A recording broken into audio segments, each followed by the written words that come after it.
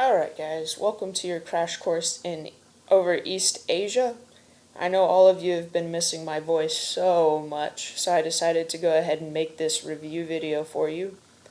I'm going to go over most of the topics that you need to know for your test that's scheduled for tomorrow, but there are a couple more that'll be covered, things like HGI that I think you sort of already know. So I'm going to focus more on sort of the specifically East Asia stuff and alleviate any confusion about those things. My goal though is to make the video not super long, so let's go ahead and get started. Alright, so Fukushima is topic number 1.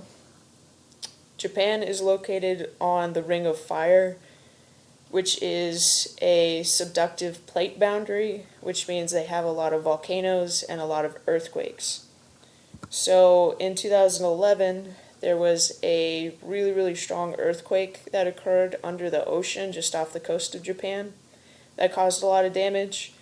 And then that was followed by a tsunami, which, if you don't remember, is a giant wave that's caused by an undersea earthquake.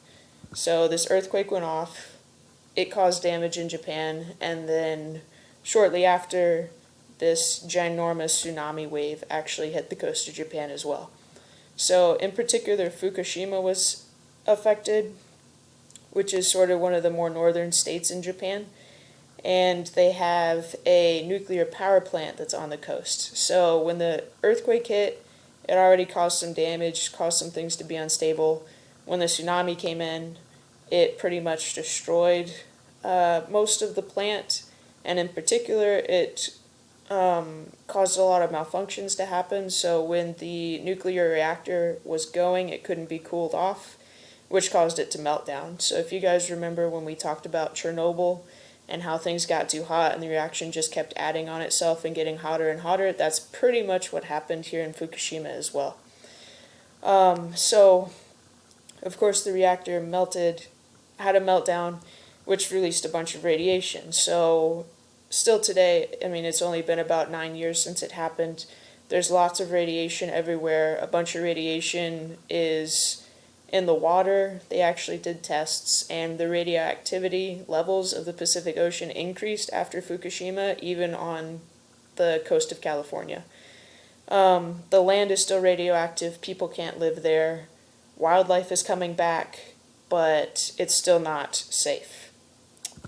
Topic 2, Marvels of China. So, the Great Wall of China is one of the modern and ancient marvels of the world, meaning it's super cool. It's this really amazing human feat that we created.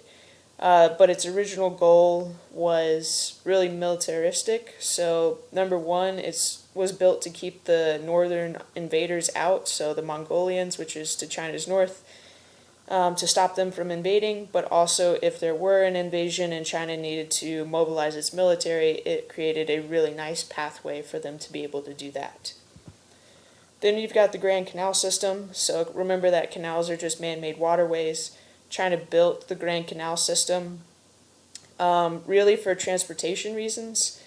So they could transport goods from the coast inland and then inland to the coast and then out to the rest of the world. They're still building on it. It's already the biggest canal system, and it's just getting even bigger. Then finally, the Three Gorges Dam, which is a dam on the Yangtze River. It's 1.4 miles long, and it's the largest dam in the world by far. So you can just see how big it is. If you look at my mouse in the middle picture, my mouse is way bigger than a normal human would be, and so you can just kind of see the scale of it. One of my favorite facts about it, which a bunch of you guys asked about, which is it's so powerful it actually slowed the rotation of the Earth. So if you look at how intense that the water is shooting out of it, it's kind of like running against the wind when you're trying to do sprints. That wind resistance slows you down in the same way this water shooting out so hard actually slows down the Earth's rotation. The effects of the Three Gorges Dam. So first, of course, we know that dams are built for hydroelectricity, so it provides a lot of electricity to China.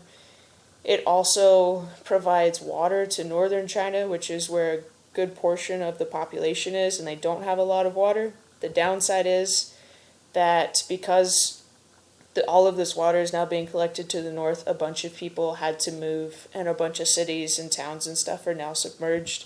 And on top of that, it's still getting bigger, and so even more people are going to have to relocate in the years to come.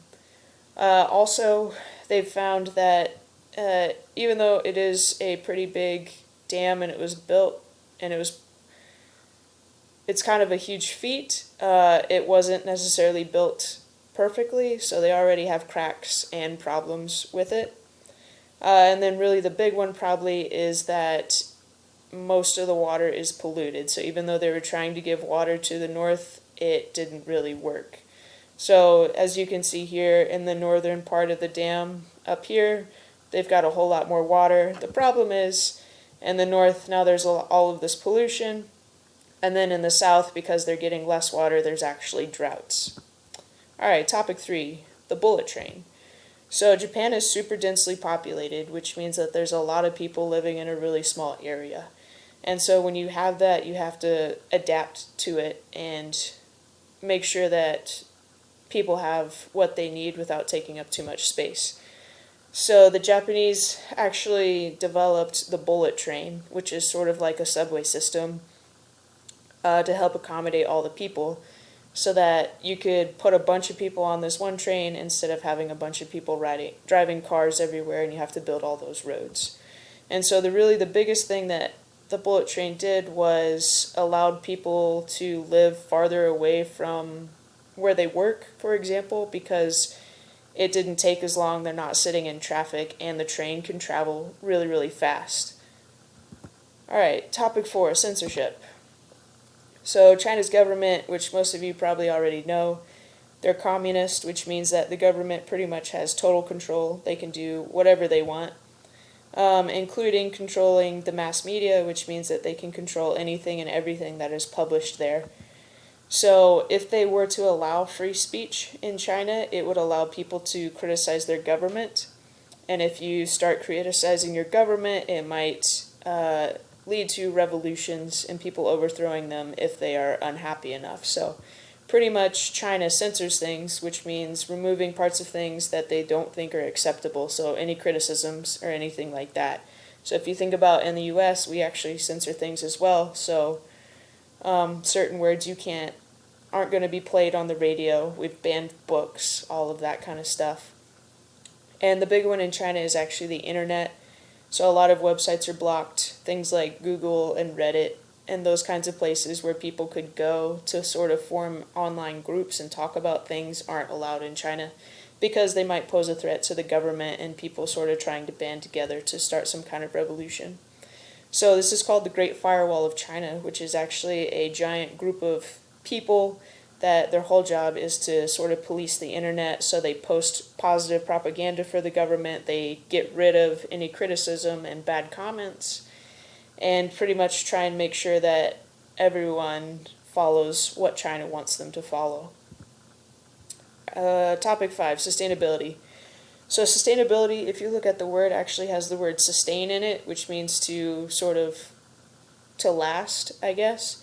And so sustainability is actually development that meets the needs of the present without compromising the future. So what that means is things that we do today will affect our future generations, and we're trying to make sure the things we do today don't pretty much cause a bunch of problems for the future.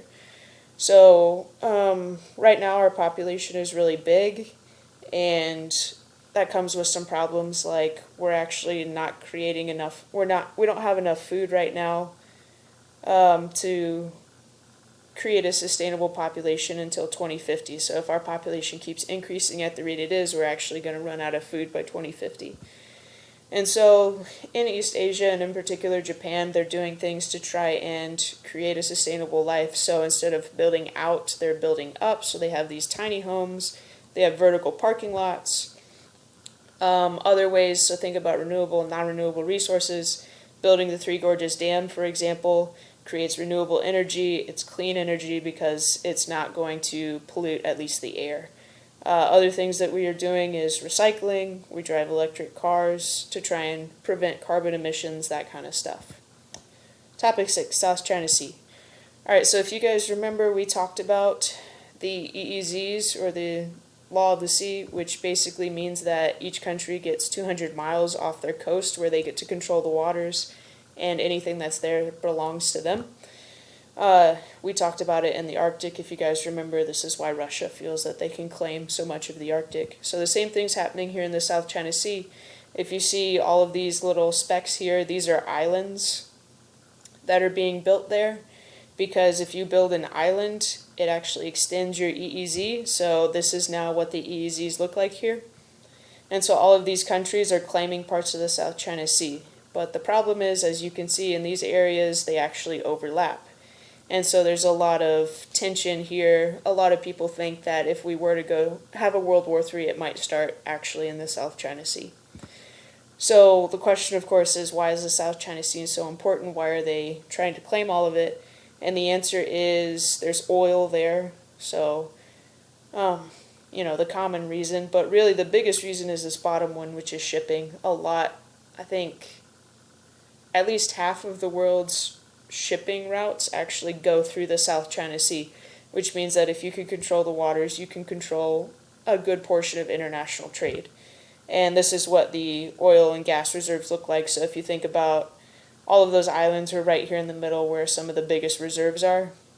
So not only could you control all of the ships that are going through this area, you could also control all the oil that would be found there. Topic 7, outsourcing. So first, globalization, if you remember, just means how connected the world is. It's got the word global in it. So we depend on each other for products. A lot of the stuff, if you guys did the outsourcing lesson, a lot of your stuff in particular comes from China. And so when we interact with them, when we get their products and we give them products, our cultures diffuse to each other. So we talked about McDonald's around the world. I showed you examples of McDonald's in India and such. So pros and cons of outsourcing. So first, outsourcing is when basically we send jobs to another country, and usually the pro of it is that the labor is a lot cheaper, which means that we don't have to pay the workers as much to make the products. The cons in general, the big one really is that a lot of the jobs that would be in the United States are now getting shipped overseas. And Asia is actually one of the places we send most of them, just because they have such a high population there that it sounds really bad, but we can pay them a lot less, which makes goods a lot cheaper for us. Alright, topic 8, Koreas. So we know that there's North and South Korea. I'm sure you guys know all about North Korea and what's going on, but really the biggest differences are that North Korea is a communist government and South Korea is a democracy. And so just like China, North Korea controls pretty much everything that they can. It's a dictatorship, versus South Korea, which is a little bit more free, I guess.